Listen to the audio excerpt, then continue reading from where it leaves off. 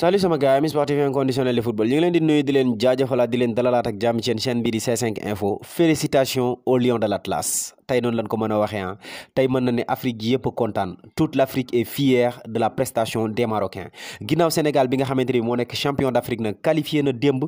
difficilement mais tamit wane nañ li nga xamante ne bii mooy yoon wi wane nañ yoon wi nga xamante ne bii war nañ fi jaar tamit ba mën a qualifié ñooñu di waa Tunisie gis nañ démb que ne ñoom tamit malheureusement que ñibbi nañ mais ils se sont battus les armes à la main daanaka mën nañ ne ñibbi nañ mais peuple tunisien bi amuñu lu ñuy rus wala benn gàcce bu ñuy am ci seen équipe nationale bi tey gis nañ benn Maroc aussi boo xamante ne bi dikk na imposé wu carrément wan carrément que ne Canada man maa ko mën ginnaaw dóor naa ko nga xam ne mooy Belgique nil naa Croatie Canada damay jaar ci kawam jàll même pas qualifié sax mais assuré li nga xamante ne bi mooy première place bi donc nag loolu nekk benn fierté bu mag ci peuple africain bi yépp nekk tamit benn mbir boo xamante ne bi mi ngi doog a am ci histoire football ñaari équipe africain nag mën a nag accédé wu ci li nga xamante ne bi mooy huitième de finalu coupe du monde nag ci benn année donc nag muy loo xamante ne bi fierté la ci ñun Afrique nag ñi ngi ñaan yàlla nag yeneen ñaari pays yi nga xamante ne bi desandeegul nañ ci compétition bi suba ñu daal di confirmer pour nag mën a jàll ci li nga xam ne mooy second tour bi donc le Maroc est premier de ce groupe F nag suite à victoire bi nga xamante ne bi am na ko contre équipe boobu di Canada damay préciser quand même nag que ne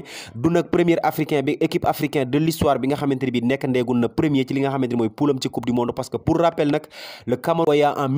1990 nag imposé woon na ci groupe am nekk premier dans un groupe boo xamante ne bi ils étaient composés de la Roumanie Argentine de Diogo Maradona ak équipe boobu nga xamante ne bi mooy Union soviétique donc nag mën na ne 32 ans après c'est la beneen équipe africaine door a mën a ñëw nag jël li nga xamante ne bi mooy première place et pas n'importe quelle première place parce que poule boo xamante ne bi c'était composé du vice-champion du monde muy Croatie ak cette belle équipe du Belgique bi nga xamante ne bi bokk na ci 5 premiers au classement FIFA yi ak ces grands joueurs vraiment félicitations au Maroc de Walid Regragui donc ñu def benn récapitulatif bu ndaw nag jëmale ci li nga xamante ne bi mooy résultat yi Maroc yi parce que tamit li leen coûté wala boog li leen may première place bi mooy que ne première journée bi nag dañoo ñëw nag def benn match nul contre équipe boobu di Croatie 0 bi partout ci deuxième journée bi nag ñu ñëw battre le grand Belgique Belgique u Eden Hazard Belgique u ko nga xamante ne bi mooy Kevin De Bruyne mais aussi bu Thibaut Courtois l'un des meilleurs gardiens au monde 2-0 donc 2-0 lan dóor Belgique donc tey ji nag moo nekkoon troisième journée bi ñu ñëw imposé wu nag dóor équipe boobu nga xamante ni mooy Canada 2-1 donc nag li nga xamante ne bi mooy seeni but aussi mooy que ne but marqué yi dugal nañ 4 buts ci li nga xamante ne bi mooy compétition bi ba mu tàmbalee ak léegi muy ñaari but contre Belgique ak ñaari but yi nga xamante ne bi dugal nañ ko contre Canada mais tamit benn but dong lan encaissé contre nag équipe boobu nga xam ne mooy Canada tey te contre son camp la donc nag li def vraiment la réussite de équipe bi di Maroc moom mooy efficacité bi nga xamante ne bi àndal nañ ko ak la capacité à subir bu fekkee xam na carrément que ne nag adversaire bi moo ko ëpp doole aussi di concrétiser li nga xamante ne bi mooy ay occasion le peu d'occasion yi nga xamante ne bi am na ko gis na ne da koy concrétiser le maximum possible donc nag loolu moo def vraiment la réussite de ce Maroc là te loolu lañ yaakaar ne tamit dana ko gën a dimbale ci li nga xamante ne bi mooy second tour bi nga xamante ne bi jëm na fa nag ma ne l'efficacité mooy que ne gis nañ carrément que ne Maroc chaque match boo xamante ne bi mi ngi koy football rek dugal na ci excepté premier match bi donc ci ñaari match yi nga xamante ne bii nag football na ko yëpp il a essayé fexe ba équipe bi nga xamante ne bii mi ngi dajeek moom nag du ko ëppale ay tir cadré donc nag Maroc même bu fekkee yaa koy dominer carrément bal bi su ko yoree dina si jéem a def dara dina jéem a dem ci kanam projeter vers l'avant chercher li nga xamante ne mooy ses attaquants et tirer au but comme tey niñ ko gisee sur les 2 tirs cadrés yi nga xamante ne bii Maroc am na ko ci ñaari tirs cadrés yooyu la dugal donc nag quoi de mieux que cette efficacité boobu gis nañ ne lu am importance la ci équipe te loolu la Maroc àndal mais tamit gis nañ ko sa capacité à subir maanaam daal mën a dékku ay assaut offensive équipe bi nga xamante ne bii nag mi ngi jàmmaarloog moom bu xamee ne équipe bi moo ko ëpp doole par exemple benn Croatie boo xamante ne mi ngi ak des milieux de terrain de haut niveau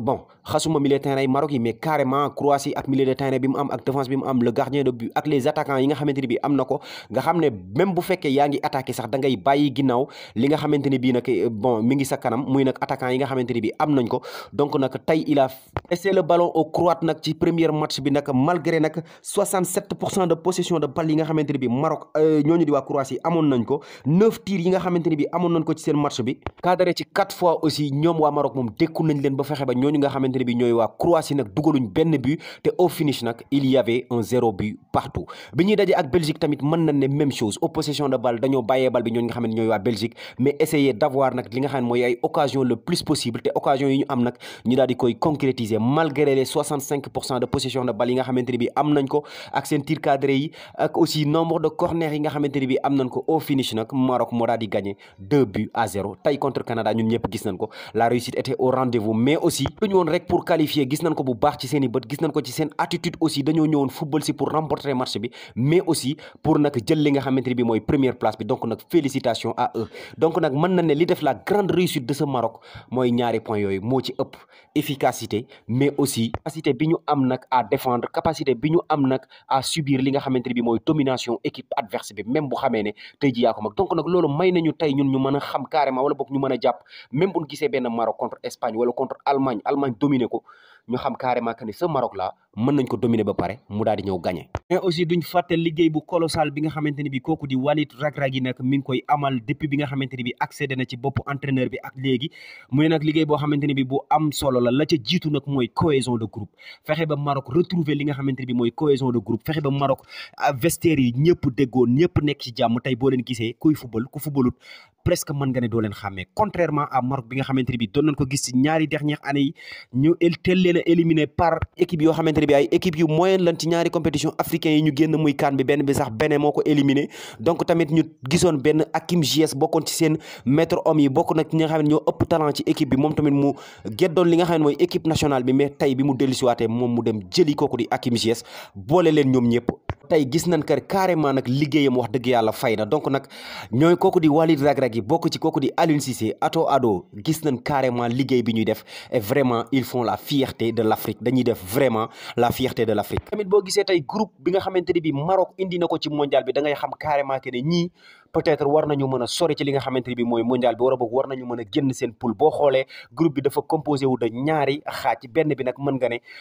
une partie très technique benn partie bu technique benn partie boo xamante ne bii la composé de joueurs de très haut niveau yu évolué ci grande club yi mais aussi ñu gis leen bu baax a baax ak li nga xamante ni ñu ngi koy liggéey ci seen i club ku ci mel ni Hakim Ziyech bi nga xamante mi ngi évolué foofu ci Chelsea kenn naatable wu talent gis nañ ko ak Ajax Amsterdam gis nañ ko aussi ak équipe boobu nga xamante mooy Chelsea liggéey ba nga xamante ni ma ngi ko fay def ku ci mel ni Yassine Bounou nekk foofu ci Séville nekk nag gardien de but comme niñ koy waxee nag gardien de but bokk na ci li ëpp importance ci li nga xam ne mooy équipe parce que moom mooy njëkk a rassuré li nga xamante ni bi mooy équipe am mais aussi Youssouf En Nasri yi tamit gis nañ ko kooku di Mazraoui ak ko nga xamante ni bi mooy Achraf Hakimi di ñaari latéral yoo xamante ni bi bokk nañ ci ñi gën a xarañ même pas waxuma fenn sax mais ci àdduna wërngal këpp bokk nañ ci ñi ci gën a xarañ instant bi ñu toll kenn ki di évoluer foofu ca Bayern Munich ki ci des foofu ca Paris Saint-Germain mais tamit benn groupe boo xamante ni bi ci deuxième partie bi nag da nga fay fekk des guerriers ay combattants ay battants dëgg-dëgg ñoo xamante ni bi duñ bàyyi muy lu am solo nag ci équipe comme niñ ko mën a waxee ci équipe bu Sénégal ak des joueurs comme Cheikhou Kouyaté ak ay joueurs yu ci mel ni kooku di Abdou Diallo ak ay joueurs yu ci mel ni kooku nga xamante ni bi mooy Nampalys Mendy noonu ko mën a waxee Maroc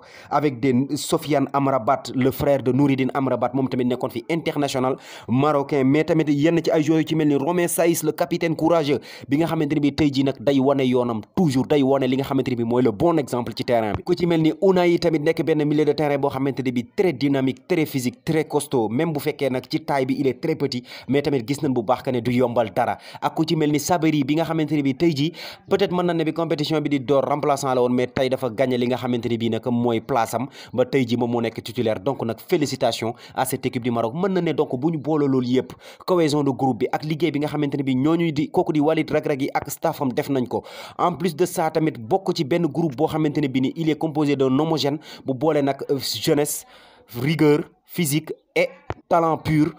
nga ñëw nag ci compétition tamit nga am ci benn mentalité de fer am aussi une capacité à nag subir la domination et gagner les matchs mais aussi benn efficacité bu mat sëkk donc boo boolee loolu nag man xawma kan moo la war a mën a gagner wala boog kan moo la war a mën a éliminer ci compétition bi donc nag ñu ngi leen di ñaanal ñu continuer ci chemin wala boog ci lancé bi nga xamante ne bii nekk nañ ci donc nag ñoom ñi ngi toog di xaar confortablement kay nekk deuxième ci groupe G bi donc tamit quoi qu'il arrive ak attitude bi nga xamante ne bii Maroc am nañ ko man moom personnellement wóolu naa ko ak ku ne ñu ngi leen di ñaanal ñu gën a dem fu lu mu gën a sori rek mu gën pour que nag Afrique mën a retrouver li nga xamante ni mooy place normale am ci li nga xam ne mooy compétition mondiale bi c'était tout pour aujourd'hui sama gars yi leen seen C5 Info di la wax toujours ne bu dee gan nga ci page mën nga abonné nga activer cloche de notification bi pour bañ a rater benn vidéo ci vidéo yi ñu dugal aussi mën nga def sa réaction ci commentaire yi bul fàtte tamit le petit pouce bleu muy le bouton j'aime c'est vraiment hyper important pour nous merci sama gars yi et à très bientôt